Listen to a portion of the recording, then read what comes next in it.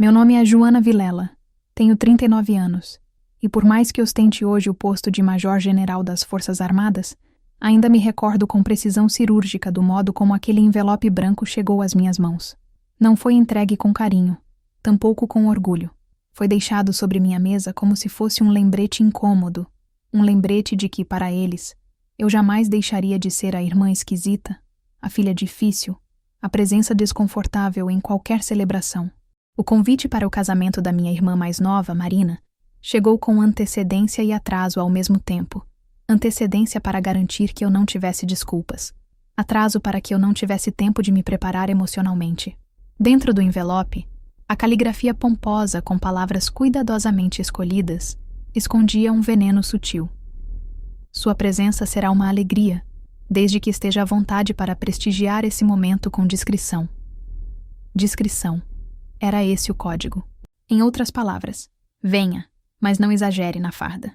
Era o tipo de ironia que só quem cresceu apagada sob o brilho das expectativas alheias saberia decifrar. Marina sempre fora a favorita, a princesa da família, a que todos apontavam como exemplo de feminilidade, de leveza, de sucesso social. Formada em direito, estagiou nos melhores escritórios, namorou homens apresentáveis e frequentava círculos onde o sobrenome pesava mais que qualquer patente. Já eu fui a menina que voltava para casa com o uniforme sujo, os joelhos ralados, a boca cheia de perguntas que ninguém queria responder. Quando anunciei que seguiria a carreira militar, os olhares não foram de surpresa, mas de conformidade silenciosa, como se finalmente eu tivesse assumido o papel de ovelha desgarrada que tanto previam para mim. O convite era apenas o capítulo mais recente de uma vida marcada por silêncios gritantes. E mesmo depois de tantos anos, tantas missões, tantas condecorações, inclusive internacionais, meu nome seguia sendo tratado com cuidado excessivo nas reuniões de família. Era como se ser mulher e usar farda ainda fosse um erro de etiqueta. A cada Natal, meu uniforme desaparecia das conversas. A cada aniversário, minha ausência era mais tolerada que minha presença. Mas dessa vez, Marina me queria lá. Não por amor, claro, mas por conveniência. Sua lista de convidados incluía generais, políticos, desembargadores e empresários. Meu nome era uma peça útil, desde que estivesse bem comportada. Desde que não roubasse a cena. Na semana seguinte ao convite, recebi uma mensagem dela, quase ensaiada. Oi, mana. Estamos muito felizes com a sua confirmação. Só para lembrar. Nada de uniforme, né? Vamos manter um padrão mais clean e romântico no altar. Beijo. Li a mensagem e deixei o celular na mesa com o mesmo cuidado com que se devolve uma granada com o pino solto. Nada de uniforme. Era a forma moderna de dizer. Nada de ser você. Nada de mostrar quem você se tornou. Porque, no fundo, minha presença incomodava não pelo que eu fazia, mas pelo que eu representava. Eu era a ruptura, a lembrança viva de que outra trajetória era possível, e por isso mesmo insuportável. Mas eu fui, porque aprendi, desde cedo, a ocupar o espaço que me negaram. Porque não precisava da aprovação de ninguém para existir com a cabeça erguida. Escolhi com cuidado a roupa que usaria. Um vestido discreto, elegante, mas com detalhes de alfaiataria militar sutis. Nos ombros, o corte lembrava o de uma farda cerimonial. O tecido, azul marinho, remetia à minha vida na caserna. E nos pés, meus coturnos polidos. Porque sim, eles me levaram até ali, e eu não os esconderia por um capricho estético. Cheguei no horário exato indicado no convite. Fui recebida por uma assessora de eventos que nem sabia meu nome, mas que prontamente me guiou a uma mesa nos fundos, distante dos padrinhos, distante da família, distante do centro. Enquanto caminhava pelo salão, notei os olhares laterais, alguns de espanto, outros de escárnio velado. Uma senhora cochichou. Será que ela veio assim mesmo? Uma prima murmurou algo sobre sempre dramática. E no fundo do salão, vi Marina se virar para mim com um sorriso congelado. Não era um sorriso de irmã. Era o sorriso de quem teme o que não consegue controlar. Eu mantive o passo firme, o queixo erguido. Afinal, eu já marchara sob chuva, sob sol, sob fogo. Aqueles olhares não eram balas, mas sabiam ferir, e foram feitos para isso. Na mesa, O arranjo de flores era menor. O guardanapo de pano, trocado por um de papel. Nenhum nome no marcador. Nenhum brinde direcionado. Era o exílio elegante das histórias de sucesso inconvenientes. E ali, isolada entre taças e pratos que não me pertenciam, repassei mentalmente cada missão que cumpri, cada vida que salvei, cada soldado que liderei. Porque, ao contrário deles, eu não precisava de um altar florido para saber onde estava meu valor. E naquele dia, mesmo sem saber, eles já haviam perdido, porque me convidaram para esconder. E, em breve, me veriam ser o centro de tudo. Não por vaidade, mas porque a verdade, quando pousa com autoridade, não pede licença, apenas ocupa o espaço. Minha história com a farda não começou com admiração, palmas ou reconhecimento. Começou no barro. Começou na solidão que só uma mulher no meio de 30 homens conhece. Começou com um silêncio tão espesso que nem mesmo a ordem do dia conseguia atravessar. Eu tinha 19 anos quando entrei pela primeira vez no portão da escola de formação militar. O uniforme ainda grande demais, os coturnos duros cortando os calcanhares, a boina tão firme quanto a minha vontade de não voltar para casa. Naquele tempo, a casa era uma trincheira diferente, um lugar onde meu nome era seguido de um suspiro, onde minha mãe me olhava com pena, e minha irmã, com aquele desdém que só os vencedores por antecipação sabem carregar. Ninguém acreditava que eu duraria. Alguns diziam pelas costas, outros diziam na minha cara mesmo, que eu não tinha estrutura, que aquilo era fase, que eu ainda ia chorar e pedir para sair. E eu chorei, mas não pedi. Lembro como se fosse agora da primeira marcha. Um percurso curto para os padrões de hoje, mas à época parecia uma travessia impossível. 20 quilômetros sob sol de rachar, com equipamento completo, e uma mochila que parecia ter as pedras de todas as ofensas que já escutei na vida. Ninguém me ajudou. Ninguém perguntou se eu estava bem, e eu também não pedi nada.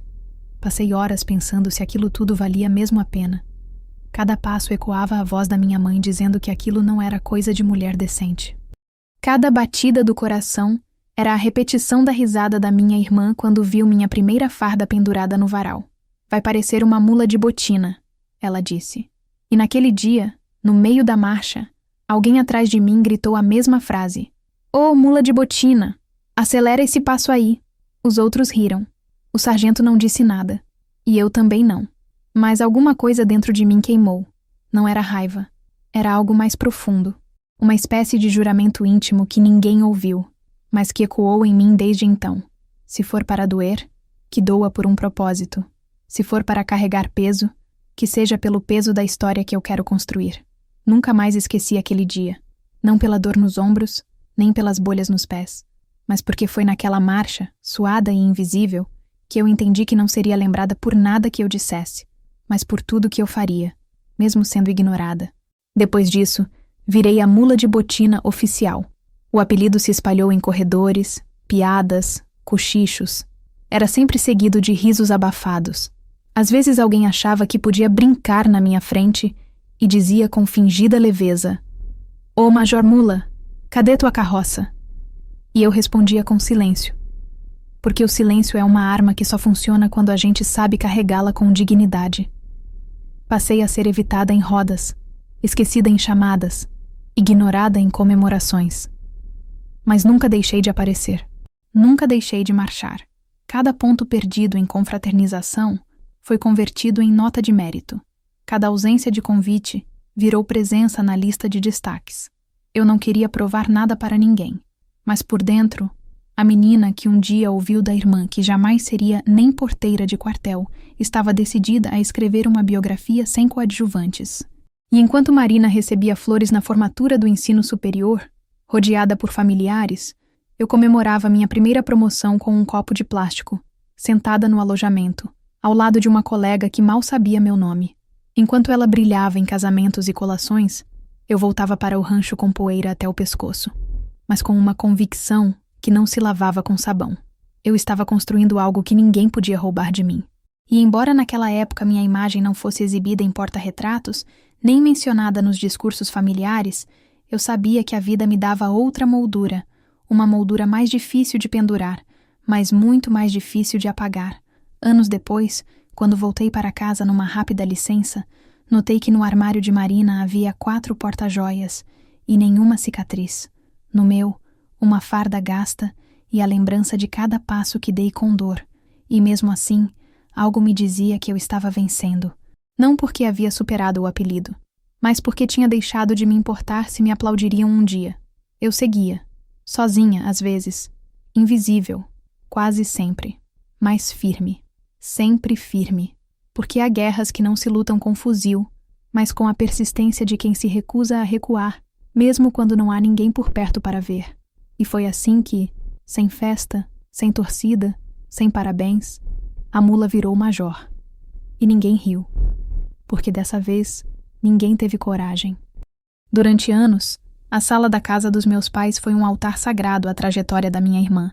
Cada nova moldura era celebrada com festa, como se fosse uma medalha conquistada por todos nós, ainda que só ela estivesse nas fotos. Havia o diploma da primeira comunhão com laço de fita dourada, a formatura do ensino médio em tamanho ampliado, uma fotografia sorridente do baile de debutante, o certificado do curso de marketing, o mural da especialização e até uma colagem artesanal com recortes da coluna social em que seu nome apareceu uma única vez, como acompanhante de um vereador num evento beneficente. Tudo aquilo em destaque, visível a quem passasse, como se dissesse, aqui mora alguém importante. A moldura do orgulho era meticulosamente polida, mas a minha farda, essa ninguém nunca pendurou. Ninguém sequer perguntou se eu queria guardar um retrato. Quando fui promovida pela primeira vez, já como segundo-tenente, pedi a um colega do quartel para tirar uma foto minha com a boina ajustada, os ombros erguidos e o rosto sério. Era uma tentativa tímida de capturar aquele momento que, para mim, significava muito mais do que um posto. Era a tradução da dor silenciosa em conquista palpável. Imprimi a foto em tamanho médio, coloquei numa moldura discreta e levei até minha mãe num fim de semana em que estive de folga. Ela pegou a moldura, olhou rapidamente, comentou apenas que eu parecia muito dura na imagem, como se estivesse irritada, e depois deixou a foto em cima do aparador. Nunca mais vi a moldura, nem no corredor, nem no quarto, nem no escritório do meu pai, onde ele exibia com orgulho uma réplica em miniatura da colação de grau da Marina. Eu fingia não notar, mas notava tudo. No mesmo período, um jornal regional publicou uma pequena matéria sobre a missão humanitária da qual participei no sertão do Piauí. Era uma ação coordenada entre Exército e Defesa Civil para ajudar comunidades isoladas durante o auge da seca. Fui escalada como responsável pela logística e coordenação das unidades médicas móveis. A missão foi dura, com calor extremo, terrenos difíceis, falta de suprimentos e pressão diária. Mas conseguimos cumprir tudo. E o jornal estampou uma foto minha com o título A Capitã que Chegou Antes da Ajuda. Entreguei o recorte ao meu pai, dobrado com cuidado. Ele leu em silêncio, balançou a cabeça e disse: Legal. Depois virou-se para a televisão. Eu também virei, para dentro. Na semana seguinte, descobri que minha irmã havia recebido um convite para falar numa universidade privada sobre empreendedorismo feminino. A notícia correu na família como se fosse uma nomeação internacional. Minha mãe mandou enquadrar o convite. Colocaram em cima da estante, ao lado de um vaso de cristal. Fiquei olhando aquilo por longos minutos quando visitei a casa no domingo. Minha foto continuava ausente. A moldura que dei havia sumido por completo. Me perguntaram se eu ainda estava nessa coisa do exército, como se fosse uma fase que eu insistia em não abandonar. E quando respondi que havia acabado de ser promovida novamente, minha mãe apenas disse: Mas você ainda pensa em fazer outra coisa? Mulher precisa de estabilidade, sabe? Algo que não canse tanto. Sorri, sem mostrar os dentes. Passei anos sem que minha imagem fardada fosse reconhecida nem em molduras nem em palavras. Quando me formei no curso de aperfeiçoamento militar, enviei convite por educação. Nenhuma resposta. Quando fui condecorada por bravura numa operação de evacuação durante enchentes no interior do Mato Grosso, apareceu uma nota oficial com meu nome e patente no Diário Militar. Compartilhei discretamente com a família. Meu pai respondeu com um emoji de polegar para cima. Marina comentou numa foto minha usando o traje de gala apenas com a frase exagerada. Apaguei o comentário.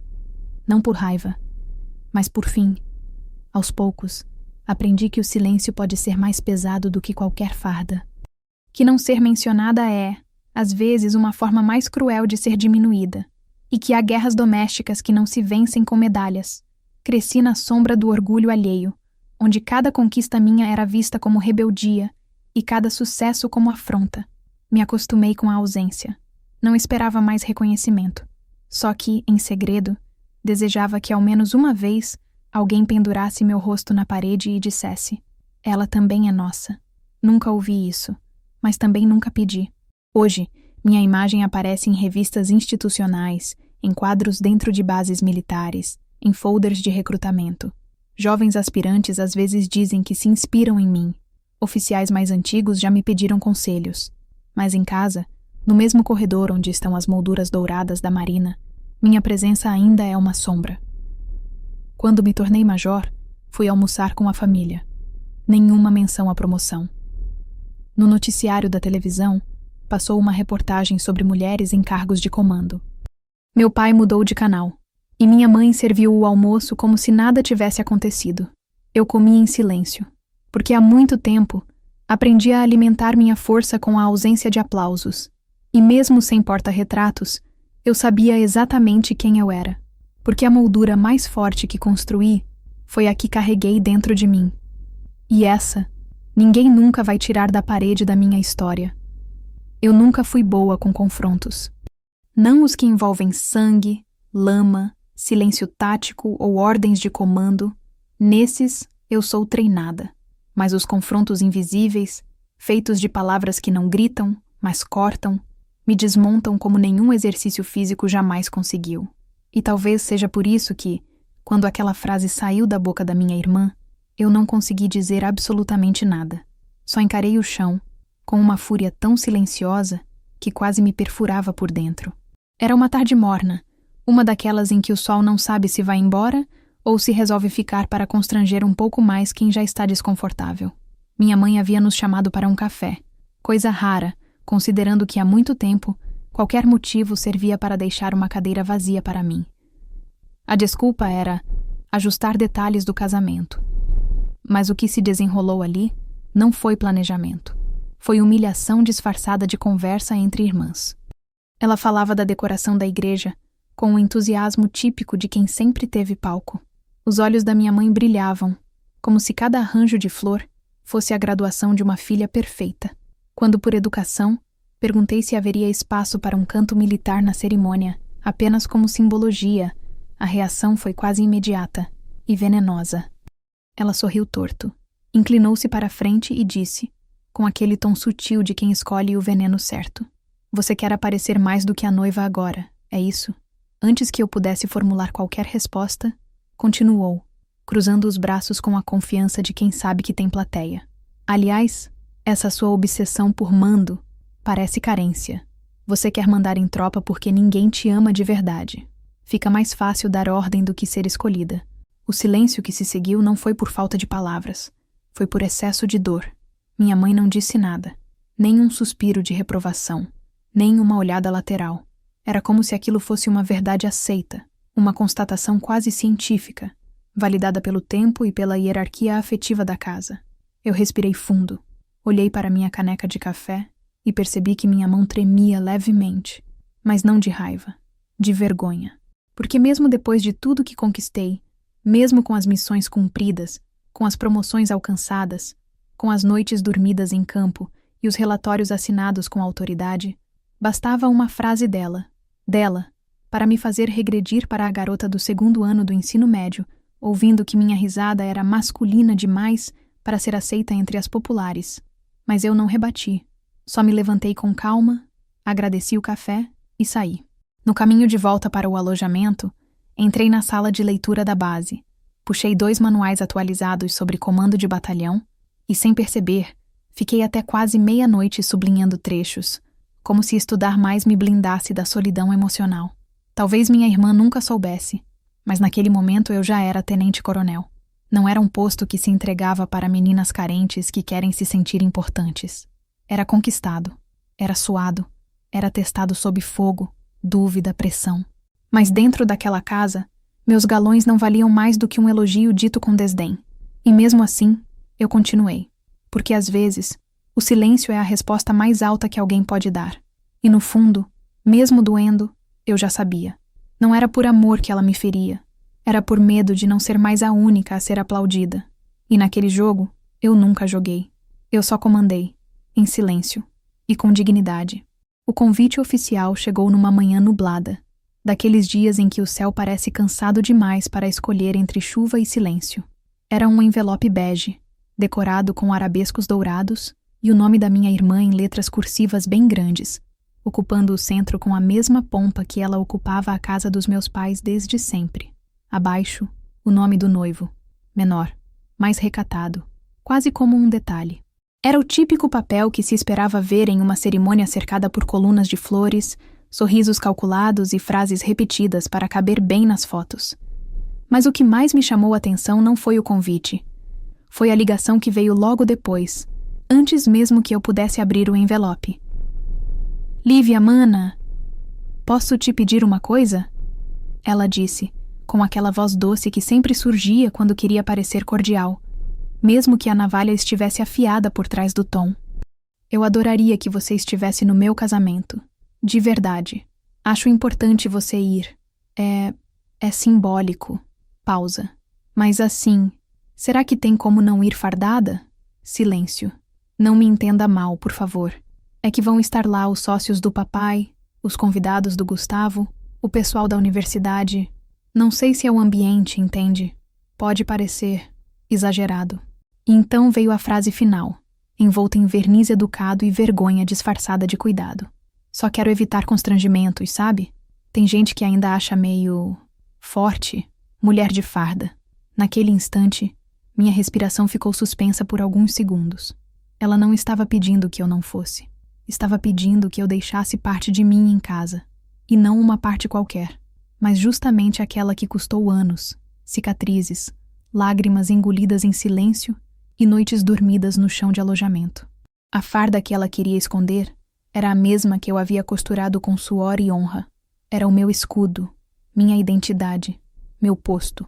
E ela pedia, com doçura calculada, que eu aparecesse mais leve, como se minha existência vestida de civil fosse menos incômoda para o cenário que ela estava montando. Eu não respondi de imediato. Disse apenas que veria minha escala, que confirmaria depois. Mas desliguei com um gosto amargo na boca, um misto de indignação e uma velha ferida que reabria, a de sempre ter que caber em molduras pequenas demais para minha história. E então olhei para minha farda, pendurada na porta do guarda-roupa como se me observasse. Era a farda cerimonial, aquela reservada para ocasiões especiais. Medalhas polidas, vinco impecável, sapato que brilha mais que a mesa da sala da minha mãe. Não era apenas uma roupa. Era um símbolo de tudo o que disseram que eu nunca seria. E foi ali, naquele instante, que eu decidi. Eu iria, sim, mas não da forma como ela esperava. Eu não precisava gritar, não precisava enfrentar, não precisava provocar. A resposta viria no silêncio da postura, no peso da presença. Se minha farda incomodava, era porque ela lembrava que eu tinha vencido, mesmo quando todos riram. E aquele salão, cheio de gente de terno alinhado e frases engomadas, conheceria uma verdade que minha família nunca quis admitir. A filha esquecida tinha chegado, e não para competir, mas para mostrar que ser mulher, militar e major-general não era um exagero. Era apenas o que eu sempre fui. E, finalmente, ninguém poderia fingir que não viu. Cheguei pontualmente às 10h40 da manhã, como mandava o convite. O sol estava forte, refletindo no mármore branco da igreja e nos carros enfileirados que cercavam a calçada como joias mal encaixadas num porta-joias exagerado. Cada detalhe daquela cerimônia parecia cuidadosamente orquestrado para exibir sucesso, status e estética. Tudo o que minha irmã sempre soube cultivar com perfeição. Havia um tapete branco estendido da entrada até o altar, flores em arranjos altos ladeando os bancos e recepcionistas uniformizadas com pranchetas e walkie-talkies. Um casamento de revista. Um casamento como o dela. Assim que desci do carro, o olhar do manobrista passou por mim como se calculasse o deslocamento do meu corpo em relação ao traje. Ele hesitou, surpreso, e então sorriu, polido. Eu usei a farda, não por provocação, mas por fidelidade a mim mesma. Medalhas no peito, cabelos presos com firmeza, sapatos alinhados, e cada botão contando uma história que nenhum presente de casamento seria capaz de apagar. Era uma presença que não gritava, mas também não pedia permissão. Antes mesmo de entrar na nave da igreja, ouvi as primeiras vozes conhecidas, algumas que reconheci dos corredores da infância, outras das mesas de Natal, e outras ainda das festas escolares onde eu era só a irmã esquisita. Ela veio de farda mesmo?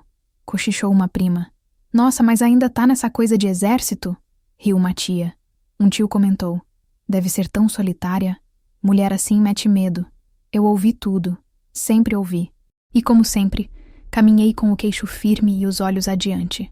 Na entrada, uma das cerimonialistas me parou com um sorriso profissional e disse: A senhora está na mesa 14, Major.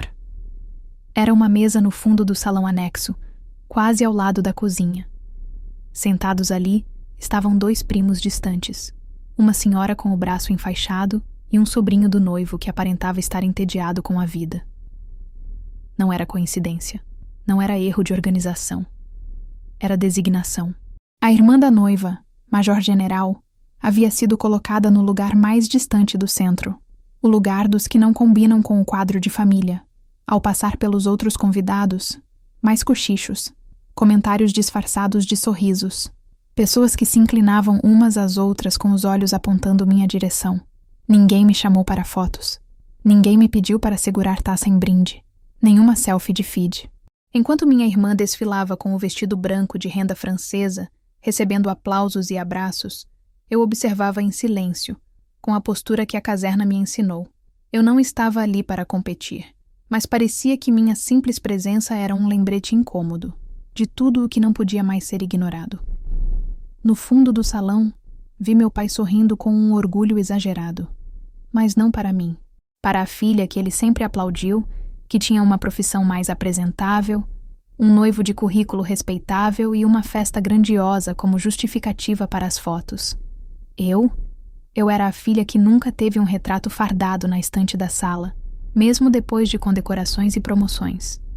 Eu era o que eles chamavam de casca grossa, mandona, sem paciência para homem. Sentei em silêncio. Observei. Relembrei. Cada riso daquela cerimônia parecia o eco de anos inteiros em que minha história foi ignorada, encoberta por glitter de aparências. Mas havia algo diferente em mim naquele dia. Eu não carregava mágoa. Carregava consistência. Cada medalha no meu peito não era vingança. Era constatação. E enquanto a festa avançava e os risos se acumulavam, o tempo se aproximava. O tempo de mostrar que presença, quando firme, não precisa se anunciar. Ela apenas entra. E muda o ambiente. O salão já transbordava de taças tilintando, risos calculados e poses cuidadosamente ensaiadas quando ele entrou. O oficial que, por acaso ou convocação discreta, prestava apoio logístico à segurança do evento. Não o vi chegar. Só percebi sua presença quando um grupo de garçons o contornou como se reconhecesse, sem saber, a gravidade tranquila de sua postura. Farda impecável, olhar atento, passos contidos. Ele andava como quem sabe que não precisa provar nada, apenas cumprir o que deve ser feito. E foi aí que nossos olhos se cruzaram, ainda que à distância, e por um instante vi o reconhecimento. Era um colega de turmas anteriores, mais velho, mais experiente, e com quem já havia dividido instruções duras, chuvas torrenciais em campo e a mudez de madrugadas em alerta. Caminhei até ele com o mesmo passo com que aprendi a atravessar formações, sem pressa, sem hesitação, apenas clareza. Quando cheguei perto, ele levou a mão à têmpora em saudação rígida.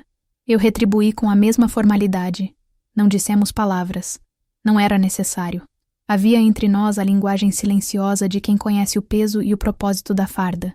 Mas não era isso que os olhos em volta enxergavam. A alguns metros, perto do bar, um grupo observava. Eram os mesmos que haviam cochichado quando cheguei. Aqueles que riram em voz baixa ao me ver sentada isolada. Um deles murmurou com voz entre o cínico e o zombeteiro. Gente, alguém tira uma foto. Ela tá se achando importante. E o outro completou. Será que ela vai sair no jornal por isso? As risadas vieram em seguida, abafadas, como se tentassem disfarçar o veneno com graça. Mas para mim, Soaram tão previsíveis quanto todas as outras que ouvi desde os tempos de colégio. Risos assim não têm novidade, têm repetição. E não há nada mais cansativo do que ver pessoas adultas repetindo bullying de adolescência com palavras mais polidas. Continuei parada, sem reagir. Cumprimentei o oficial com um leve aceno final e voltei para minha mesa, sentindo cada olhar tentando atravessar a couraça que construí com anos de serviço. Anos de ausência de aplauso, anos de silêncio digno. Minha irmã viu a cena de longe. Não precisava estar perto para entender o que estava acontecendo. Vi quando ela encostou na amiga do lado e soltou algo ao ouvido, enquanto mantinha aquele sorriso fino que não revelava dentes, mas escondia o alívio de ver os outros rirem de mim, como se o mundo estivesse finalmente em equilíbrio. Era sempre assim. Toda vez que eu subia um degrau, ela encontrava uma forma de me lembrar que, na sala da nossa casa, meu nome ainda era apenas um eco discreto entre os quadros com o rosto dela. E naquela festa, ela era a estrela. Eu era a nota de rodapé indesejada, mas o que ela não sabia, e nem os que zombavam, era que minha presença ali era minha escolha. Eu podia ter recusado o convite, podia ter ido apenas para marcar território, mas escolhi estar ali como sou, inteira, com todas as rugas de quem já foi ferida e as medalhas de quem venceu mesmo assim. Eu não precisava estar na capa do jornal para ser notada, nem de câmeras para ser lembrada. Meu nome já havia sido registrado onde realmente importava, nos boletins oficiais, nas formaturas, nas condecorações que eles nunca viram. E naquele momento, ao ouvir as risadas, não senti raiva, senti pena, porque quem ri da farda alheia geralmente nunca vestiu a própria responsabilidade. O oficial voltou ao seu posto. Eu, à minha cadeira distante. Mas algo havia mudado no ar. Aqueles que antes cochichavam agora olhavam com disfarce. O riso perdeu força. E sem saber, eles haviam anunciado, com suas piadas, que a presença de uma mulher fardada ainda causa incômodo. E incômodo, às vezes, é só o nome disfarçado do respeito que não se quer admitir. Foi durante a sessão de fotos que o salão mudou de temperatura. O coquetel já havia se alongado em falsos sorrisos, cortes de bolo decorativo e taças levantadas com frases prontas. A música ambiente preenchia os espaços entre conversas mornas e gestos encenados. Eu estava ali, encostada junto a uma das colunas, observando de longe os movimentos sincronizados daquela encenação familiar. O fotógrafo oficial, um rapaz jovial e energético, organizava padrinhos, pais e agregados em poses que mais pareciam coreografias. Minha irmã, como sempre, no centro de tudo. Ela parecia não apenas feliz, mas embriagada de si mesma. E em meio a tantos holofotes, que sempre foram dela, nenhum voltado para mim. Até aquele momento, ele me viu primeiro. Não sei se por acaso, ou se o olhar dele, treinado para perceber quem não quer ser notado, me identificou. O noivo da minha irmã. Um homem que eu conhecia pouco, mas de quem havia ouvido o suficiente para formar uma ideia vaga. Bem-nascido, formado fora, respeitado entre os amigos do pai dela. Mas o que ninguém sabia, ou fingia não saber, era que ele também era reservista, com passagem honrosa por um batalhão no Sudeste, anos atrás.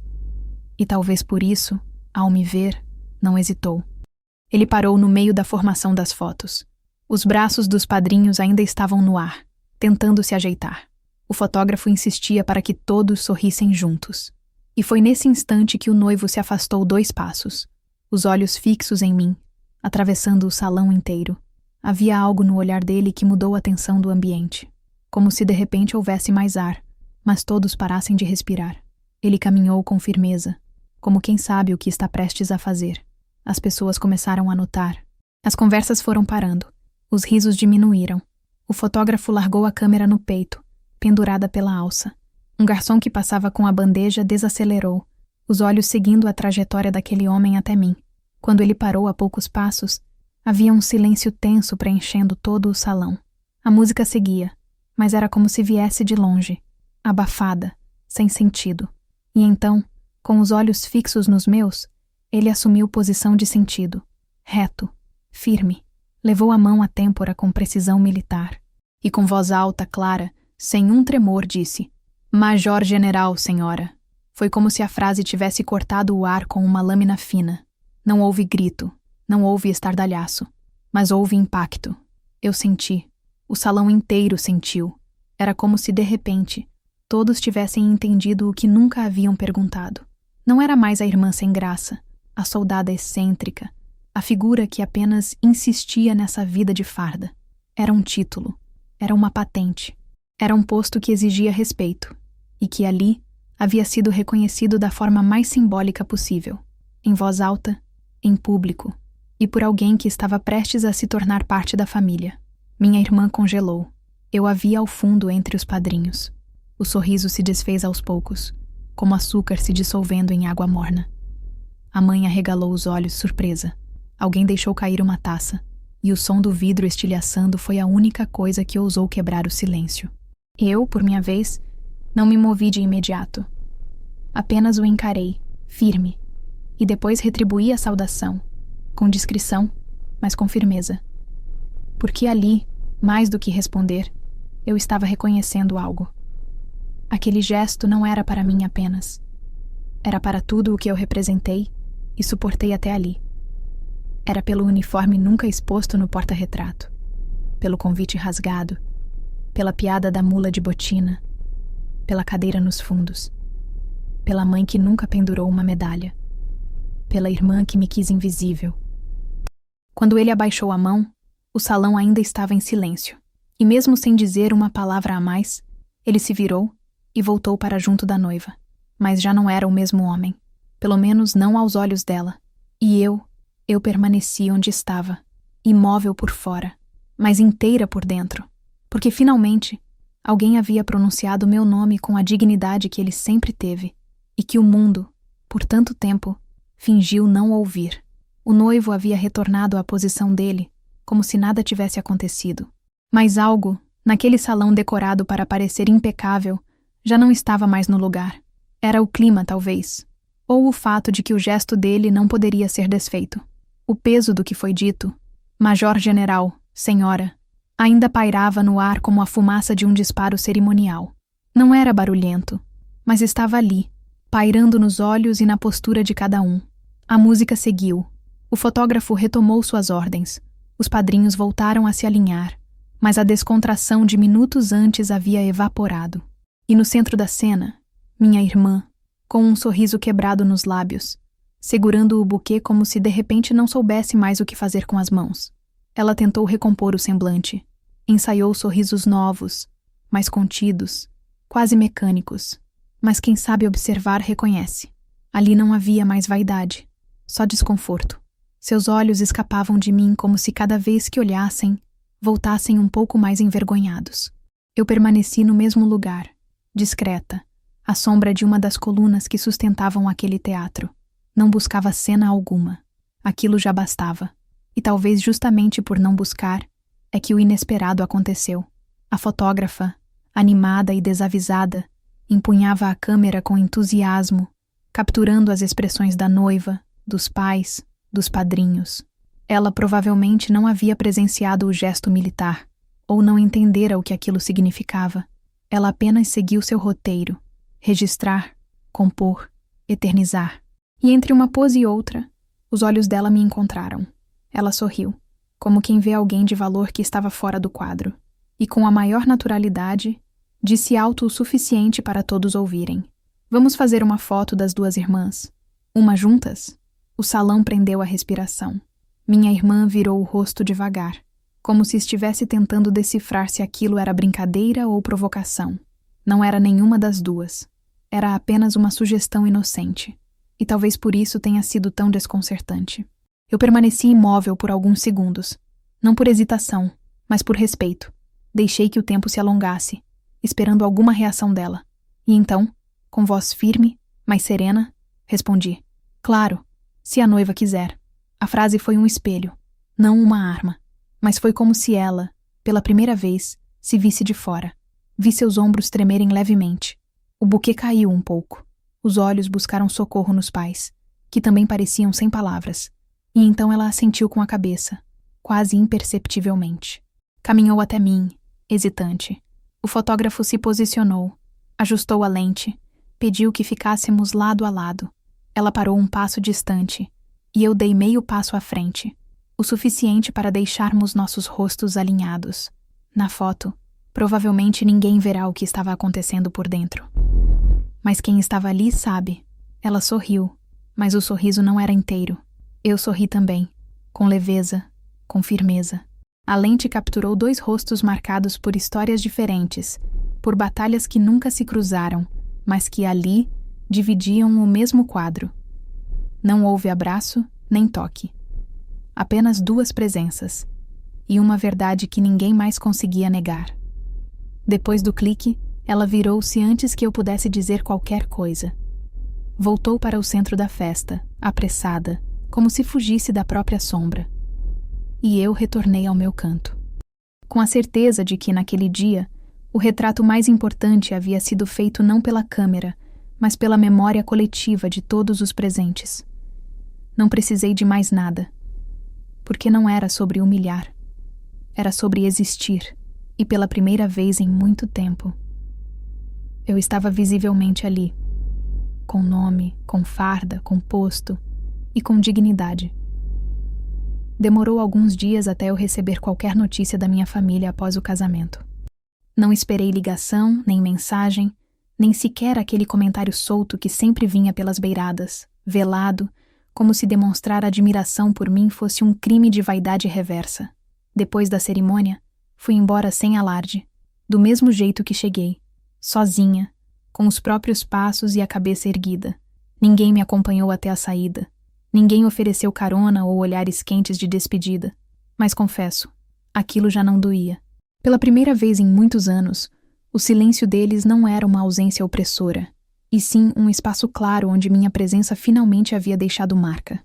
Foi uma colega de turma, que também esteve presente no casamento como convidada do lado do noivo, quem me mandou a foto, tirada no exato momento em que o noivo da minha irmã se colocava em posição de sentido, me saudando com a firmeza de quem entende muito bem o que uma farda representa. O clique capturava mais do que o gesto militar. Congelava os olhares ao redor, os que desviavam, os que arregalavam os olhos, os que tremiam no fundo das pupilas. Era um retrato que dizia mais do que qualquer discurso. Ela me mandou com um emoji de aplausos e nada mais. Eu apenas respondi com um obrigada. Não havia mesmo o que acrescentar. Alguns dias depois, fui à casa dos meus pais. Uma visita protocolar, sem motivo específico. Ou talvez apenas para devolver um presente esquecido, fingindo casualidade. Minha mãe atendeu a porta com aquele tom de sempre, como se estivesse fazendo um favor. Um oi seco, um gesto vago com a mão indicando que eu podia entrar. O ar ali era o mesmo.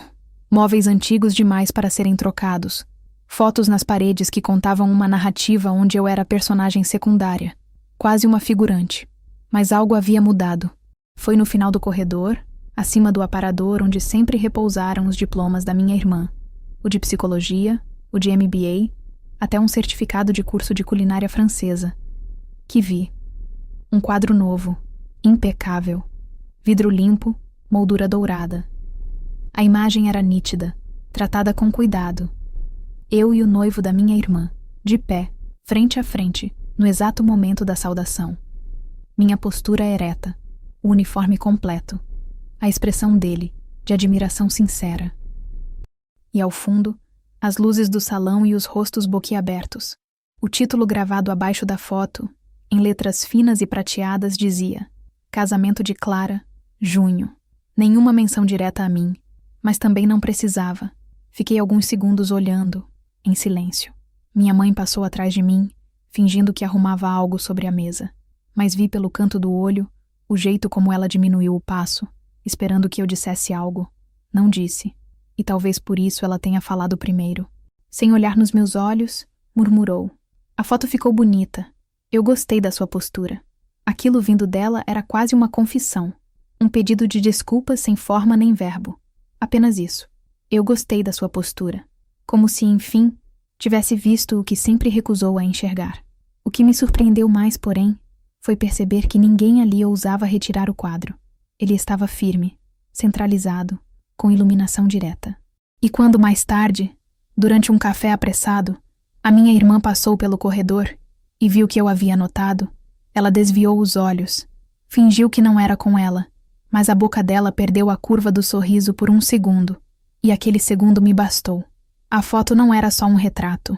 Era um marco, uma pedra fincada no solo de uma história que me ignorou por anos. Agora, ainda que a custo de silêncio e constrangimento, minha presença estava pendurada na parede da casa onde tantas vezes fui invisível. Talvez eles nunca digam que se orgulham. Talvez minha irmã continue fingindo que nada mudou. Mas a moldura nova dizia tudo. Ali, entre os troféus alheios, finalmente havia espaço para o meu nome, mesmo que ninguém o dissesse em voz alta. E eu não precisei de mais nada, porque eu sabia que toda vez que alguém passasse por aquele corredor, a verdade os obrigaria a olhar, e ainda que em silêncio, reconhecer.